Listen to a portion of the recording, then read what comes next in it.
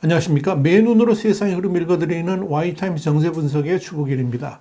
1년이 넘게 지속되는 우크라이나 전쟁에서 이 동부 돈바스에서의 승리를 통해서 전세를 새롭게 장악하려고 했던 이 러시아의 계획이 물거품이 될 처지에 놓였습니다. 뉴욕타임스는 미국 시간으로 7일 우크라이나 동부 격전지 바흐무트에서 이 러시아 측의 공세를 주도해왔던 용병단체 바그너 그룹이 병력 고갈로 전력의 한계를 노출하고 있다, 이렇게 보도를 했습니다. 여기에 대해서 세르게이 체르바티 우크라이나 동부사령부 대변인은 이 바그너 용병 대부분이 바흐무트에서 전사했다 그랬습니다. 그러면서 이 바그너 그룹이 용병 손실로 러시아 특수부대 병력을 바흐무트에 배치하기 시작했다라고 말했습니다. 체르바티 대변인의 이날 발언은 러시아군이 사실상 우세한 이 바흐무트에서 우크라이나가 지금처럼 많은 자원을 투입하는 것이 맞느냐, 이런 의문이 일각에서 제기된 가운데 나왔습니다. 결국 우크라이나군은 이 바그너 그룹의 병력이 고갈된 상황을 기회로 삼아서 이 바흐무트를 사수하겠다, 이런 뜻을 밝힌 것이다, 이렇게 볼 수 있을 겁니다. 볼로디미르 젤렌스키 우크라이나 대통령도 지난 6일 러시아군이 바흐무트를 집중적으로 공격하고 있고 양측에서 막대한 사상자가 나오는 최악의 상황에도 불구하고 이 우크라이나 최고 사령관들이 이 바흐무트에서 철수 명령을 내리지 말 것을 촉구했다, 이렇게 밝힌 바 있습니다. 이런 상황과 관련해서 바그너 수장 에브게니 프리고진은 최근 이 바그너 용병이 바흐무트를 포위하는데 결정적인 역할을 했음에도 불구하고 러시아 국방부가 죄수들을 신병으로 모집하는 것을 불허했다 그랬습니다. 그러면서 이는 바그너의 경쟁력을 훼손하려는 시도라 그러면서 이 러시아 국방부의 무능을 강력하게 비판했습니다. 바그너 그룹은 지속적으로 죄수 용병을 수급받을 수 있기를 원한 것으로 알려졌습니다. 지난해 가을에 이 프리고진이 직접 러시아 교도소를 돌면서 6개월 복무 조건으로 사면을 해준다 그러면서 지원병 모집에 나섰을 때는 푸틴 대통령이 직접 승인을 했고 또 지원해 주었기 때문에 가능했죠.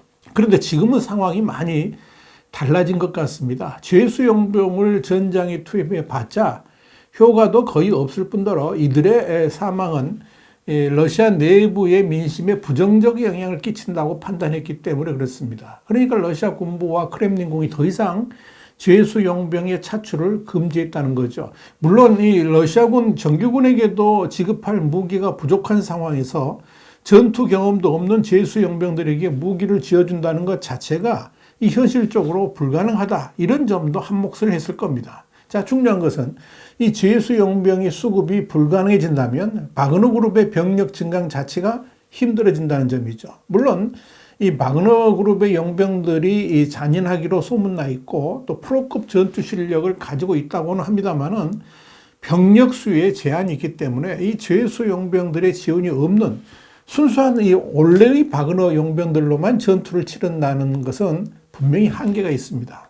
만약 바흐무트 전투에서 바그너 용병들이 우크라이나군에 의해서 제거된다 그러면 더 이상 이 바그너 그룹 용병들이 다른 우크라이나 지역에 투입되는 것 자체가 불가능해질 겁니다. 이건 우크라이나군에게는 상당한 기회가 생긴다는 것을 의미합니다. 여기에 대해서 미국 싱크탱크인 전쟁연구소 ISW는 러시아가 죄수들을 전쟁에 무한정 투입할 수는 없다 그러면서 바흐무트에서 이들 수만 명을 영구적으로 제거할 수만 있다면 이들이 더는 주요 전투에 참여할 수 없게 될 것이다, 이렇게 설명했습니다.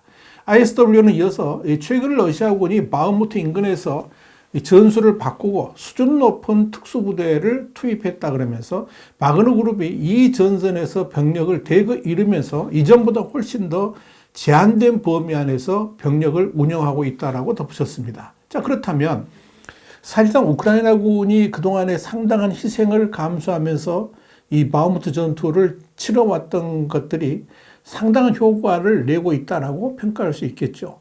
사실상 러시아군의 주력 부대 역할을 해왔던 바그너 그룹 용병들이 상당히 힘을 잃게 만들었고 또 전투력을 약하게 만들었기 때문에 그렇다는 겁니다. 여기에 대해서 미 해군 분석센터 CNA의 러시아 연구 책임자 마이클 코프만은 6일 트위터에 이런 말을 올렸습니다. 바흐무트에서 우크라이나군의 끈질긴 방어로 러시아 병력과 탄약을 소모하는 등 많은 성과를 냈다라고 진단했습니다.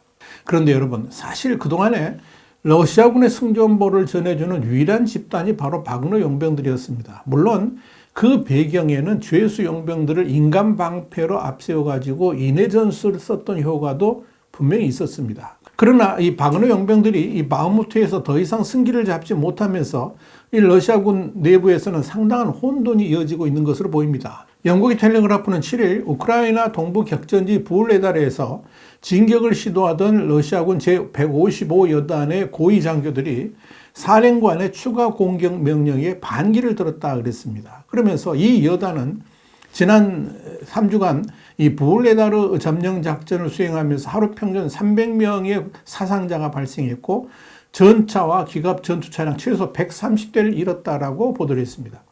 해당 부대 지휘관들은 이 우크라이나군이 매설해 놓은 대전차 지뢰밭을 돌파라는 이 상부 명령을 거부하고 있는 것으로 전해졌습니다. 또 그동안 이 부대는 러시아군 중에서 정예부대로 꼽혀왔는데 최근 지난해 9월에 징집된 신병들로 채워지면서 전투력도 크게 저하된 것에 대해서 불만을 가지고 있는 것으로 알려졌습니다. 여기에 대해서 우크라이나군 대변인은 여단 지휘부와 고위 장교들은 또 다른 무인명 공격을 감행하라는 미숙한 사령관의 요구를 거부하고 있다고 그랬습니다. 그러면서 자신들은 준비가 제대로 되어 있지 않지만 우크라이나군은 방어 준비를 철저하게 하고 있어서 우크라이나 진지를 공격하라는 명령을 이행하기가 사실상 어렵기 때문이다. 이렇게 밝혔습니다. 사실상 잘 방어되고 있는 우크라이나 거점을 아무런 보호나 준비도 없이 기습하라고 요구하는 것에 대해서 반발하고 있다 하는 그런 이야기입니다.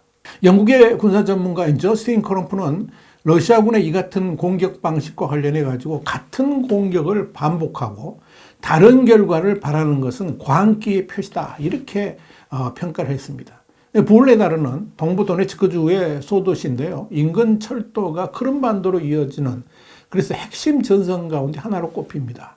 이 우크라이나군은 미국이 지원해준 대전차 지뢰 7,200개를 곡사포로 살포해가지고 방어선을 대폭 강화한 상태입니다.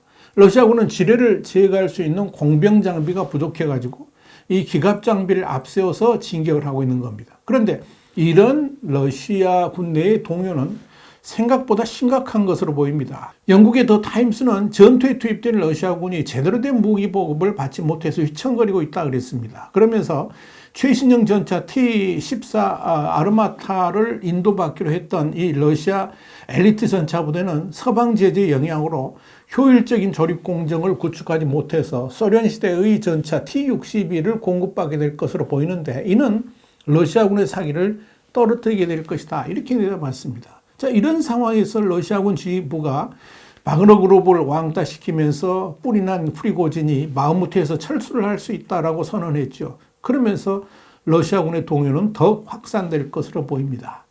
자, 여러분, 이런 상황에서 러시아군의 최대 고민은 우크라이나군과 싸울 무기가 없다는 점입니다. 영국 국방부는 최근 1일 브리핑에서 러시아군이 사이드 136 등 이런 이란제 드론을 소진한 것으로 보인다고 밝혔습니다. 러시아군은 지난 2월 15일 이후에 3월 초까지 이들 드론이 사용됐다는 기록이 전혀 없던 것으로 확인됐습니다.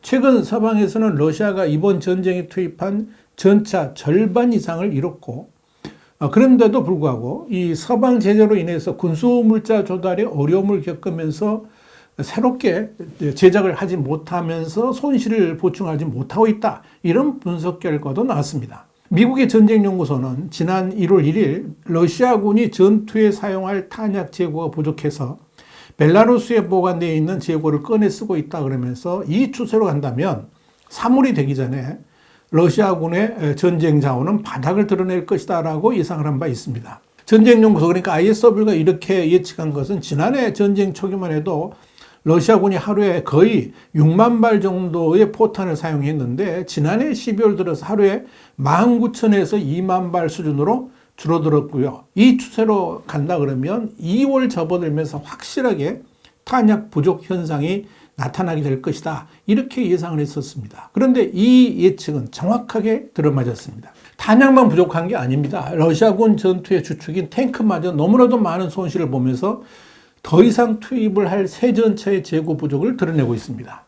영국의 텔레그라프는 6일 러시아군이 탱크 재고가 없다 보니까 1945년에 제작된, 그래서 창고에서 잠자고 있던 탱크들까지 꺼내고 있다 그러면서 구소련 시대의 MT-LB 수륙 양용 전투 차량에 25mm 2M3 쌍열 해군 대공 포탑을 어설프게 얹은 탱크까지 등장했다고 전했습니다. 여기에 대해서 텔레그라프는 이 러시아군의 전투 장비는 이미 고갈되었고, 이에 따라서 전장에 배치되는 보병들이 무기조차 제대로 무장하지 못할 정도로 러시아군은 황폐화되었다라고 밝혔습니다. 자, 그러다 보니까 총기 하나하고 야전삽 하나로 전투에 투입되고 있다는 것이 이 매체의 보도 내용입니다. 이것이 러시아군의 현실입니다. 와이타임 정세 분석이었습니다. 감사합니다.